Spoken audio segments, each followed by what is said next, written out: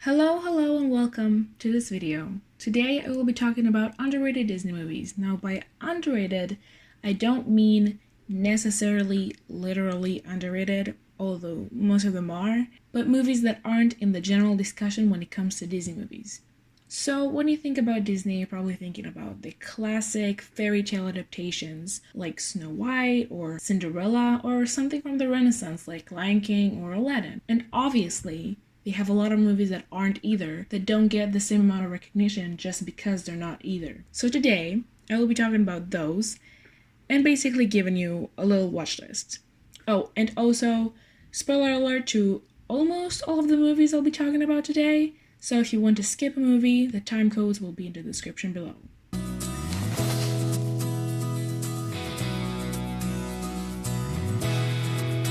So let's start with Tangled, a personal favorite of mine, which is definitely not what's seen here. But seriously, it doesn't get the amount of love and attention it deserves, even though it's a fairy tale adaptation.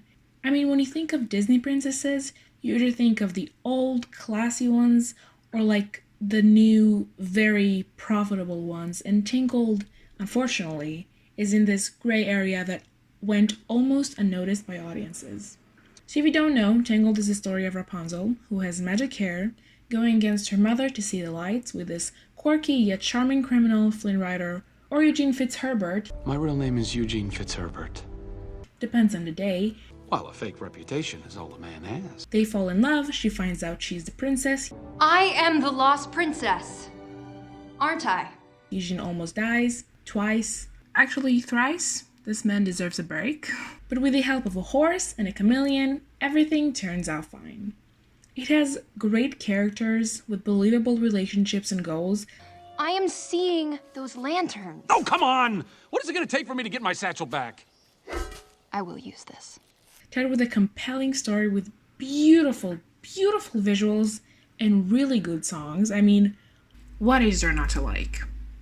All of the characters have personality, including Pascal and Maximus, which are the best sidekicks ever, by the way.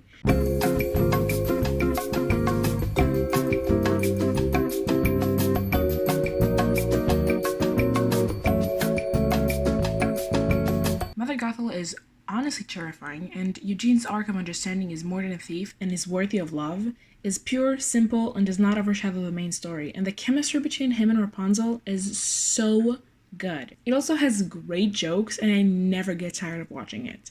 10 out of 10, go watch and love this movie. Thank you. It's in that pot, isn't it?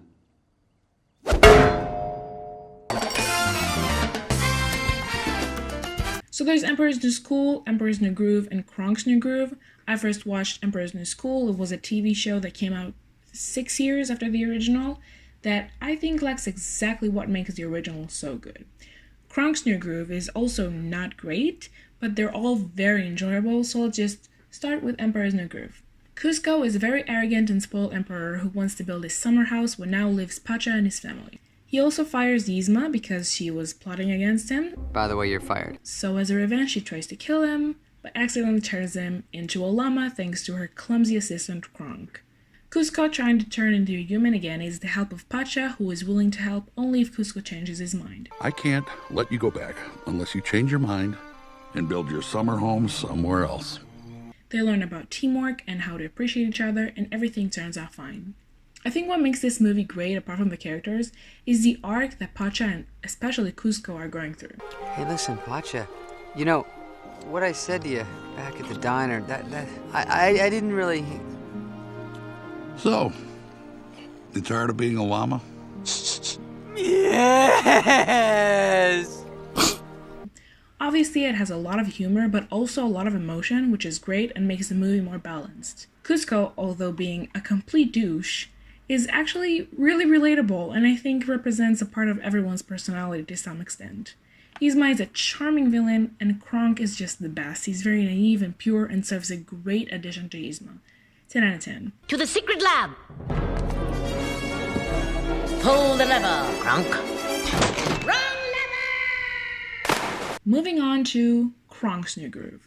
It's a sequel, and you would expect it to be even better because Kronk is such a great character.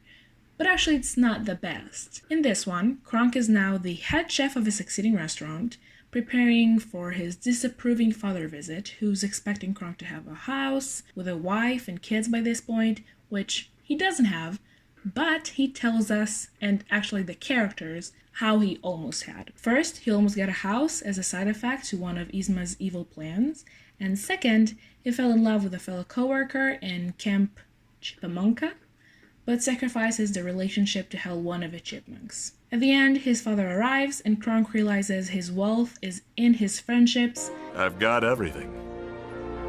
And everything turns out fine. I think the overall message is great, and each story does have an inner conflict, but it's not as strong as the first one.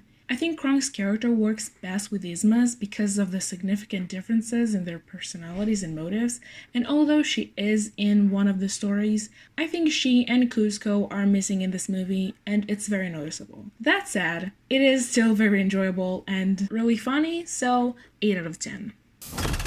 Should have seen that coming. Now, Emperor's New School, as I said, is a TV show, so it's not really relevant for this video, but I do want to include it because it is part of the universe. But the plot is episodial, so each episode has its own plot, which is exactly why it's not as great as the movies. The main conflicts are exterior, so it's kind of shallow, but it is targeted only to kids this time, so for what it is, it's great and very funny, so 10 out of 10 for what it's trying to be.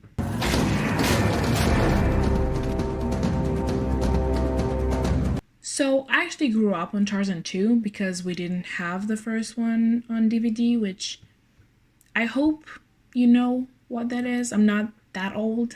But anyways, Tarzan 2 is a prequel, and actually I was very confused by that as a child because my little brain did not understand how movies work. So the plot is, Tarzan is young and afraid from a monster named Zugor because he can't run as fast as the other monkeys. So he runs away to the mountains, which is not the smartest idea. There he finds out Zugor is an old monkey who has been scaring the shit out of kids so they won't take his food. They become friends and everything turns out fine. So I know it doesn't sound amazing, but it is better than what most people say. It's very enjoyable, and I think I might prefer it over the original. But it's just probably because I grew up with it. So 7 out of 10, it's pretty good.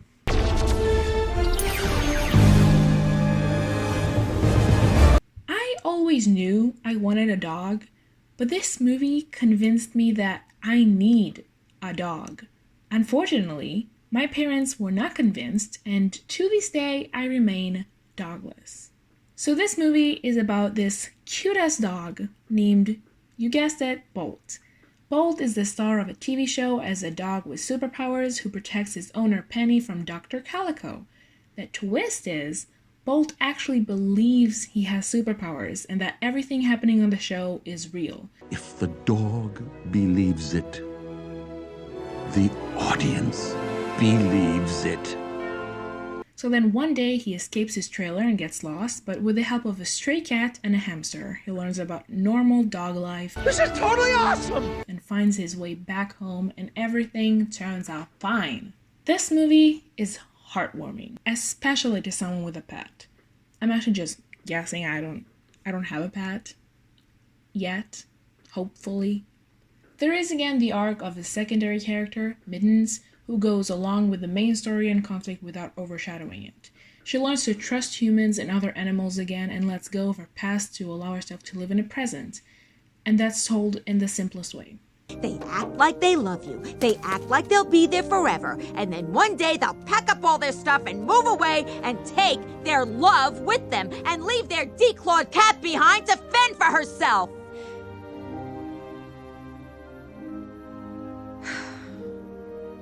They leave her, wondering what she did wrong. I really like the character design for the animals, especially the doves. The humans have kind of weird proportions, but 90% of the movie is animals, so that covers it up. The plot is very simple, but in a good way. The characters and the plot points are believable, and come on, how can you not love these cute faces? 10 out of 10. It's on the tip of my tongue. I know that dog. I'm telling you, Joey. Bobby, you guys are looking at me like, you don't know. I'm telling you, I know this dog. I seen him somewheres. Yeah, you'll remember it tonight when you're preening. Right, that's what'll happen.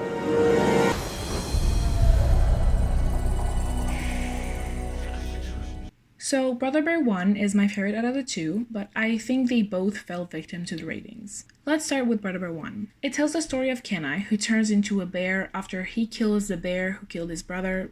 So now he travels to the mountains, where the spirits can turn him back into a human, all that while avoiding his other brother who is after him, thinking he's the bear who killed Kenai. But with the help of a bear cub named Koda and 2 reindeers, he learns important values and morals about family and life. You have a brother up there? What happened to him? He was killed by a monster. Those monsters are really scary. Especially with those sticks.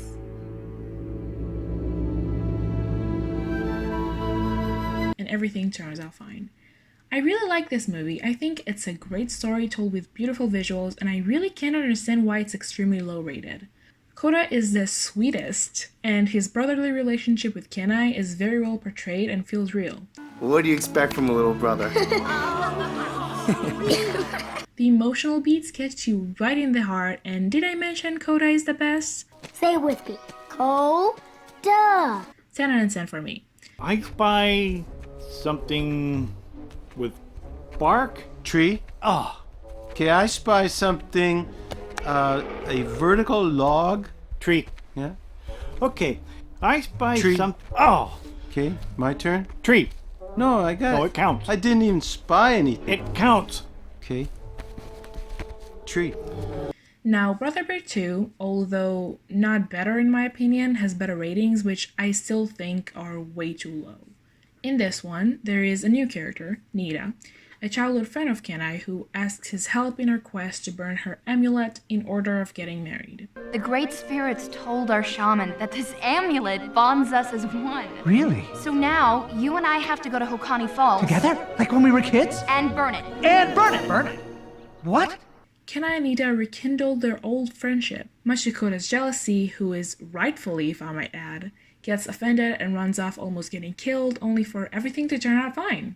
I think the reason I don't like the second movie as much is that I don't like Nita's character. I don't find her very relatable, and she almost breaks Koda and Kenai's relationship. Mom, Kenai's so sad. It's all because of me. I'll be okay on my own. Tell the spirits to change Kenai back so he can be happy. But at the end of the day, it is very enjoyable, and again with very beautiful visuals. 9 out of 10. Nita! So who's Nita?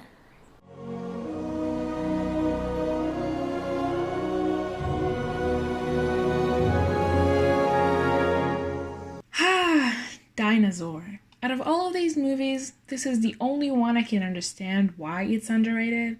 You can blame it on the not super interesting plot or the uncanny valley, which, if you don't know what that means, it means something that looks disturbing because it kind of looks real, but you can see something's off, so it's not very fun to look at. I mean, just look at that. That's gross. Anyways, I really liked Dinosaur as a kid, but when I grew up, literally no one have seen it. So it's about a dinosaur, obviously, that grew up with lemurs. Not obviously. And there is a meteor shower that ruins their island, so he and his lemur family escape and meet new dinosaurs who are on their way to their nesting site. And there are those old dinosaurs and this dog dinosaur. And there are also T-Rexes, but everything turns out fine. So it's not great, but it is enjoyable. The main conflict is mainly exterior, so it's not very interesting. And I mean, the animation always kind of creeped me out, especially when they roar and their cheeks and throats just jiggle. But it was always fun watching it with my brother, and it still is, so 6 out of 10.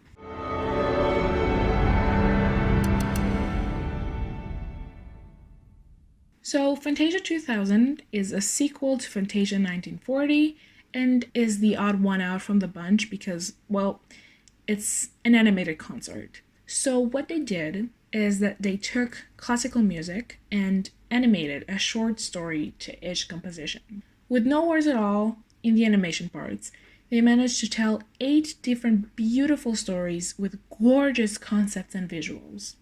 I personally watched it every time we visited my grandparents in their old house, and there is one character that kind of looks a bit like me, so he would always call her by my name, so it's a very big part of my childhood and brings up memories, but it is objectively very good, so 10 out of 10.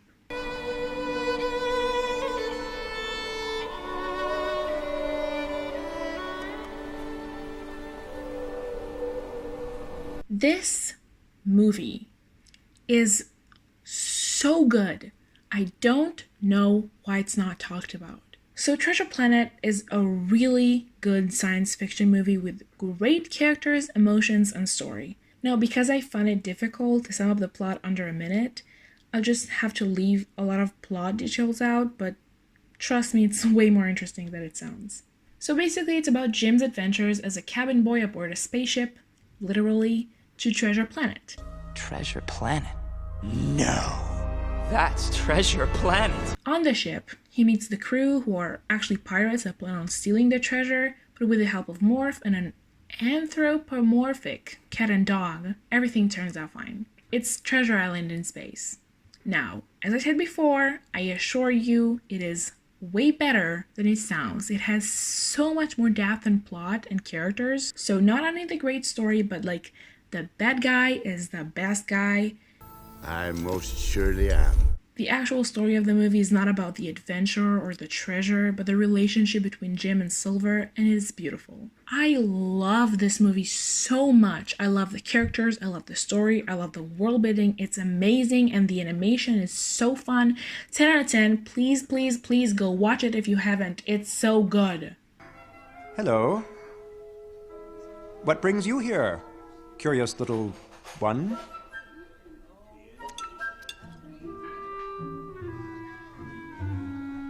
Go away. Are your parents around? What's the matter? Cat got your... Yeah!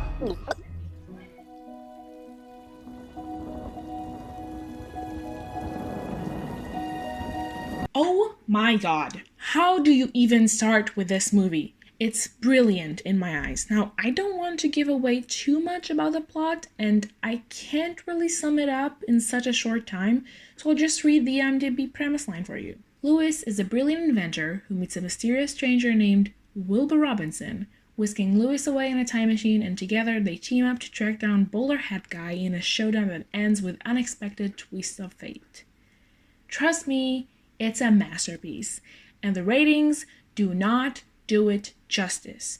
It's funny and very engaging with a really cool plot and some of the greatest characters ever. It's kind of a mix between Back to the Future and How I Met Your Mother, and if that doesn't make you want to watch it, I don't know what will. 10 out of 10, I will never get tired of this one. Hey, ring my doorbell. No. Ring my doorbell. Ring it. Look at this doorbell, ring it. Yes.